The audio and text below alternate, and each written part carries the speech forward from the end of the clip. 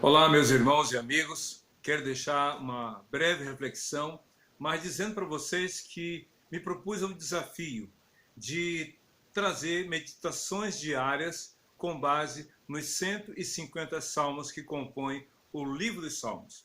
Salmos, como falei em outra ocasião, são canções em forma de oração, como orações em forma de canção. E ele tem algumas características que o diferem de outros livros. Por exemplo, são vários escritores que compõem os 150 salmos. Por outro lado, esses 150 são divididos em 5 livros, para que você se aprofunde quais são os motivos para essa divisão, você pode se aprofundar nessa questão. Mas o mais interessante que eu vejo nos 150 salmos é que os salmos não têm capítulos, porque não é uma sequência, são simplesmente salmos, Salmo 1, Salmo 2 e assim por diante. Eles não têm, digamos assim, uma sequência cronológica, até porque também os salmos é um dos poucos livros, dos 66 livros da Bíblia, que envolve um período muito longo na história de Israel. O primeiro que vamos hoje comentar, cujo escritor ou cuja autoria é atribuída a Davi, mostra o tempo dele no início do seu reinado, mas por outro lado tem alguns salmos que retratam o retorno dos hebreus do cativeiro, ou seja, é um livro que abarca um grande período da história de Israel, mas a maior de todas as peculiaridades é que muitos desses salmos são chamados salmos proféticos, porque falam a respeito de Jesus. E quando nós chegarmos a alguns desses salmos, nós vamos observar com mais detalhes. Mas agora, o primeiro dos 150 salmos. Do que trata esse salmo? O primeiro dos 150 fala sobre felicidade, sobre o que a pessoa precisa fazer para ser feliz. É interessante porque o Salmo primeiro, não vou ler todos os versículos, mas apenas alguns deles.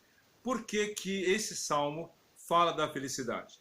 Porque exatamente começa com isso, começa com a expressão bem-aventurado os que, ou seja, bem-aventurado aquele que. Mas que bem-aventurança é essa? Eu vou ler aqui apenas as primeiras palavras do Salmo 1 que diz assim: como é feliz ou bem-aventurado aquele que não segue o conselho dos ímpios, não imita a conduta dos pecadores, nem se assenta na roda dos zombadores.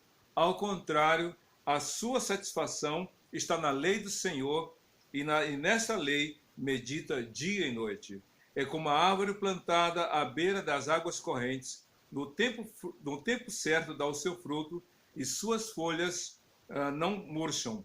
Tudo que ele faz prospera. Claro que eu só li até o versículo 3. O Salmo tem 6 versículos, mas a tônica, a ênfase que o Salmo dá é sobre felicidade. Mas é interessante porque começa dizendo o que não deve ser feito para alguém ser feliz. Escolha com quem andar. Escolha o grupo do qual você vai fazer parte. Escolha de um modo correto quem será exemplo para a sua vida. E o texto diz: feliz ou bem-aventurado é aquele que, e aí diz o não, que não anda no caminho dos pecadores, não se assenta na roda dos escarnecedores, não participa daquilo que é contrário à vontade de Deus. Diz o texto, andar no caminho, imitar o comportamento e sentar-se à roda. Então, se você quer ser feliz, se afaste das más companhias. Você não é obrigado a andar com eles, você não é obrigado a imitar o comportamento deles, você não é obrigado a fazer parte do grupo deles. Quer ser feliz? Se afaste das pessoas que geram más influências. O apóstolo Paulo, na primeira carta aos Coríntios, capítulo 15, disse: vocês não sabem que as más companhias corrompem os bons costumes? Então, quer ser feliz? Deixe de lado. Se afaste. Você tem o direito de dizer não. Assim como você tem um controle remoto para escolher o que vê na TV, de igual forma, você tem um controle para escolher com quem andar, quem vai imitar, qual grupo do qual fará parte. Mas o texto não fala só do não, fala também do sim. Quer ser feliz? Se afasta das más companhias, sim. Mas aí o texto completa: antes, O seu prazer está na lei do Senhor e na sua lei medita dia e noite. Quer ser feliz? Priorize a palavra de Deus na sua vida. Quer ser feliz? Ouça a palavra de Deus. Seja obediente à palavra do Senhor. Creia em suas promessas, porque Deus e a sua palavra não se separam. Jesus é a palavra viva, presente, e ele mesmo diz em João 5,39, vocês examinam as Escrituras porque julgam ter nelas a vida eterna, e são elas que dão testemunho de mim. Então, ao optar, ao escolher, ao decidir por ouvir, ler e dar crédito à palavra e viver por ela, você será feliz. E aí o Salmo termina fazendo esta analogia, essa comparação entre aquele que opta em ouvir, crer e obedecer à palavra de Deus, daquele que segue o caminho outro. O texto diz assim, porque os ímpios não são assim, ou seja, não são como aqueles que servem a Deus, que obedecem à palavra de Deus, mas são como a moinha que o vento espalha. Sabe o que é moinha? Moinha é a palha quando se vai moer o trigo. Ao moer o trigo que é transformado em pão na parte da culinária, a sobra da moinha ou do moer o trigo é a palha. E a palha é vazia. A palha não tem alimento, não tem conteúdo. Então a palha é levada pelo vento. Por isso diz o texto, aquele que crê em Deus cria raízes, é como a árvore plantada junto a ribeiro de águas. É sólida, é firme, tem conteúdo, é consistente. Mas aqueles que andam seguindo o desejo do seu coração, em desobediência a Deus e sua palavra, são como a moinha que o vento espalha. Não tem endereço, ou seja, não tem paradeiro, segue por qualquer caminho, dá crédito a qualquer palavra, segue qualquer exemplo. Eu me lembro da história de Alice no País das Maravilhas. Quando ela está fugindo da rainha, da dama de copas, melhor dizendo, ela tenta fugir e aí ela se encontra com o animal na floresta. E ela insiste, mostra-me o caminho, mostra-me, eu quero fugir. E aí então o animalzinho pergunta, para onde você quer ir? Para qualquer caminho, eu só quero sair daqui. Me mostra o caminho.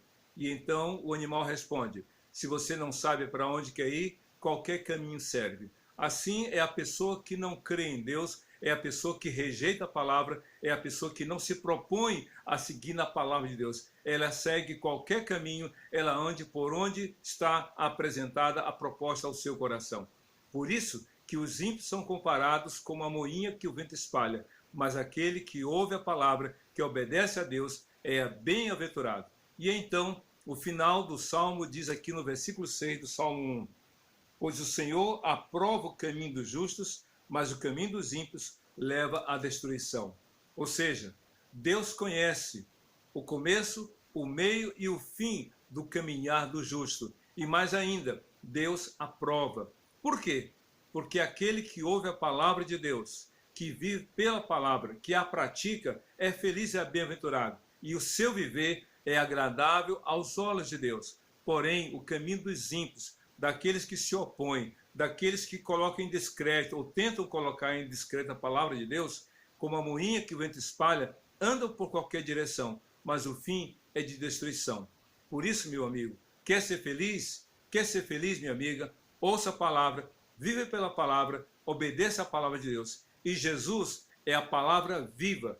Em João capítulo 1, no verso 1, a Bíblia diz, no princípio era o verbo, e o verbo era Deus, e o verbo estava com Deus, e o verbo era Deus. Vou repetir. No princípio era o verbo, e o verbo estava com Deus, e o verbo era Deus, se referindo a Jesus. E o verso 14, João completa.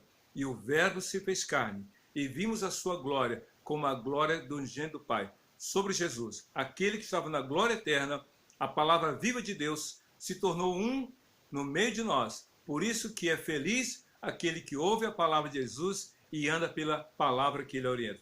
Que Deus te abençoe. Esse é o primeiro dos 150 salmos. Seja feliz pela palavra de Jesus no seu coração. É isso que desejo para você e toda a sua família. Amém.